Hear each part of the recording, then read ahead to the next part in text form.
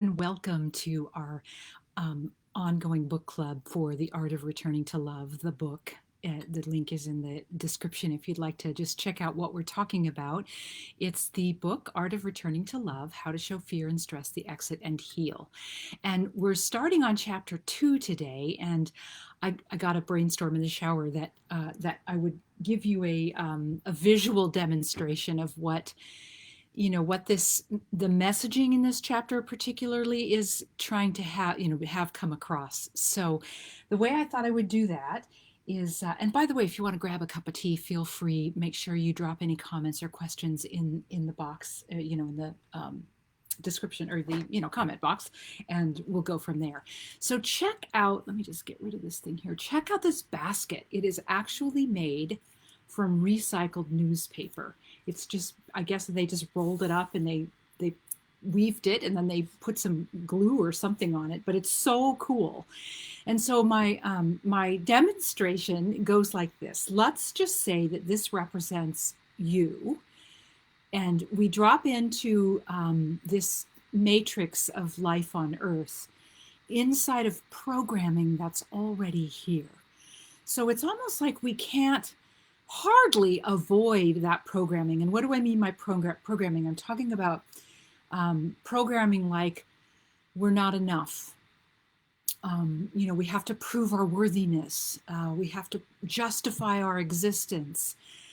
We have to find ways to determine our value. Otherwise, we're not valuable. I mean, things along those lines. Even things along the lines of, you're sick until proven healthy kind of thing, to kind of mirror the innocent until proven guilty. And that's just not true, because really we know now, you may or may not know this from watching or reading anything else from me, but we are programmed to be healthy. We have blueprints of health and wholeness in every single one of our 50 trillion plus cells. The key is to activate it, and the programming is like a wet blanket that kind of gets thrown over this cellular intelligence until we realize, oh, what I'm told, what I see, and I realize that what we see is a very strong cultural current.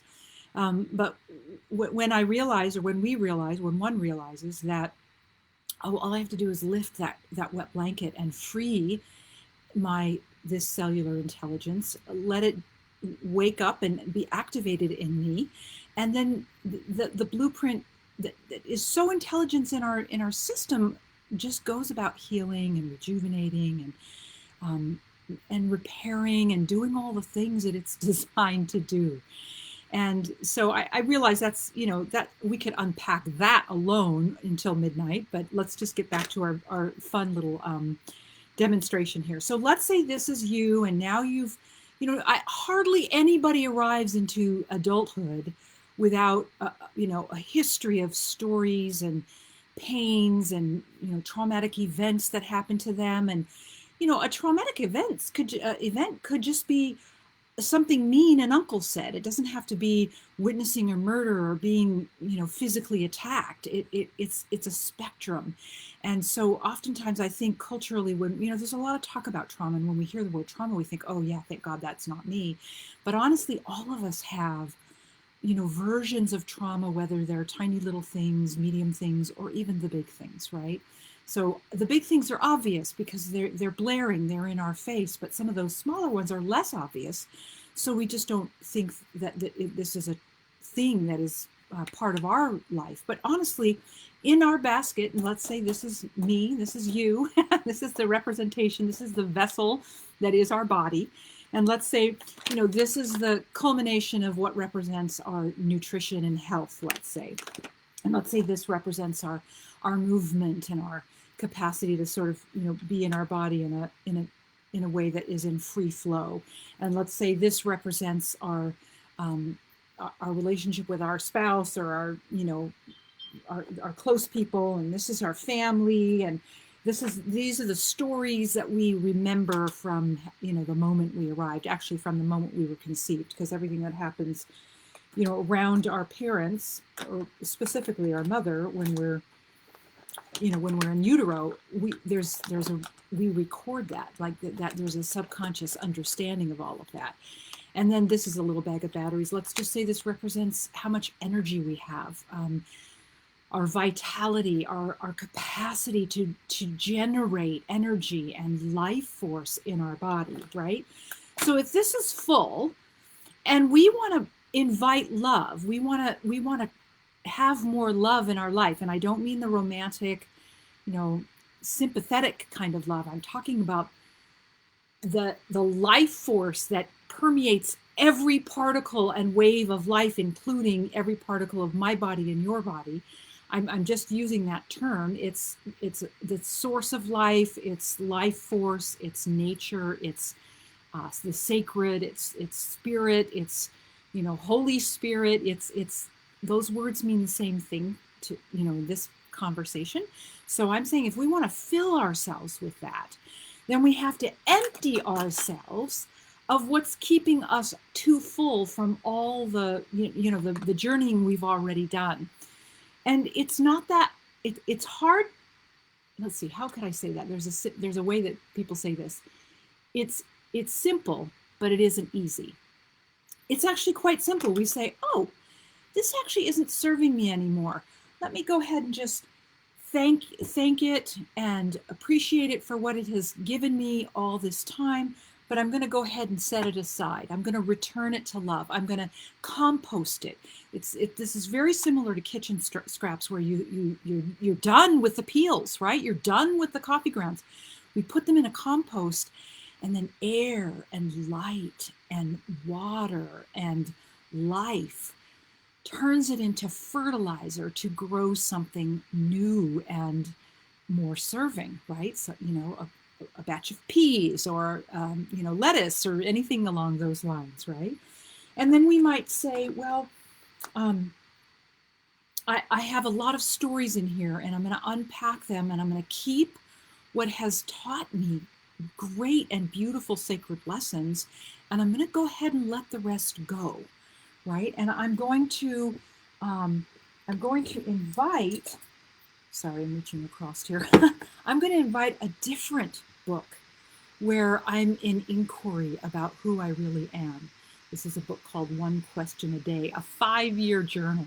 And inquiry is so profound and so powerful because it opens the energy and it allows for possibility to weave into our brain tracks and to teach us what's available and what's possible beyond what we already know, beyond the things we already know. So I think I'm going to keep this, and then maybe I say to myself, I really want to have a relationship with my creative life force. I want to learn what she has. I want to cultivate this relationship so I can find solutions and I can access answers to my questions, and I can cultivate a healthy life force, and I can say prayers for the people I care about in the world. This is a paintbrush that's representing all of that. It doesn't mean you have to start painting unless you want to. But I like to refer to paintbrushes as prayer sticks, because you can actually go to any paper, canvas, wood, journal page, and you can say prayers with either a paintbrush and some color or a pen. And you can just make marks on the page with a prayerful intention in your heart and in your mind, right? So those are the things, I want those in my system now. And then maybe I'm gonna go ahead and get rid of this way that I've been habituated into eating, to grabbing things that don't really give me a good life force, that don't give my cells deep cellular nutrition. I'm going to go ahead and say thank you for all you've taught me, and I'm going to take on I'm going to welcome a new way of being healthy and fit and vital and deeply nourished with the food, real food from Mother Earth. And I may not quite know how to do that yet, but you know what? This particular thing is actually empty. which means I get to fill it up with everything that I'm going to learn about what my system requires and desires to be whole and healthy. So I think you get the point, right? The point is that this is a really cool basket made with recycled newspaper, and that in order to fill ourselves up, we take what is no longer serving, we return it to love. There are very specific processes to do that. The book has some of them. The Sacred Health Academy has some deep, deep sacred ways to do that. And we are very intentional. We say, yeah, I'm making, this is what it means to reparent ourselves. I'm making a clear and conscious choice as a parent to myself, connected to my higher wisdom, because honestly, that is our true parenthood, right? The source of life with a masculine face and a masculine set of qualities and a feminine set of qualities that cannot be separated. This is yin yang, alpha omega, light, love, masculine, feminine, like I already said, heart, head. They can't be separated. What we do is we learn how to dance with them in a way that's balanced um, and causes us to thrive. So anyway, you get the point, and thank you for letting me articulate that. I should probably introduce myself if this is your first time here. I'm Laurie Morse, the 30-year practitioner of Chinese medicine. I love Chinese medicine because it was discovered all the 4,000 or 5,000 years ago by watching nature. So monks would watch nature, as the story goes anyway, and say, that's interesting. There's heat, there's damp, there's there's water, fluid. Thank you. I couldn't find that word. There's fluid. There's wind. There's all these things in nature that are the same things in us. So we have heat. We would call that fever or inflammation. Water is like holding water. Phlegm is what what we would get in our respiratory system as one example. Wind actually is things like stroke or Bell's palsy or nervous system problems. So that's just a small slice of how we came to understand how this body is a whole system, and it is completely connected to nature. We cannot be separate from that. We're an extension of that. I like to say we're an extension of our higher presence. Talk about that extensively in the Art of Returning to Love book. We cannot not be an extension of our higher presence. And so that being the case, it kind of changes the game, right? Like we want to make the case for how all of this, as we've drug it through our life from beginning to adulthood, makes the case for how irreparably wounded and broken we are. And that's not true. And that's a really important thing to just contemplate for however long until you go, this is what I did. If I am an extension of the higher presence, and the higher presence is pure love, and I can't be anything but an extension or an aspect or a hologram or a microcosm of that macrocosm, then that must mean I am love too. And so if all of these things aren't representations of love, what do I do? Well, I can return them to love. I've done videos in years past about how it's the best return policy, kind of like Nordstrom. You could buy something at Nordstrom and wear it for a year and return it, and they won't ask any questions. I don't know if that's still their policy, but it's been their policy for a long time, and last I heard it was their policy. So we can return anything. We can return that thing that happened to us when we were 5 on the school playground, where we got bullied and called ugly and were made to feel so small and unworthy. We can return all of that to love. And here's the beauty of it. Love will transmute that energy and then feed it back to you as a version of love. And I highly recommend you do this. It's like the best thing ever.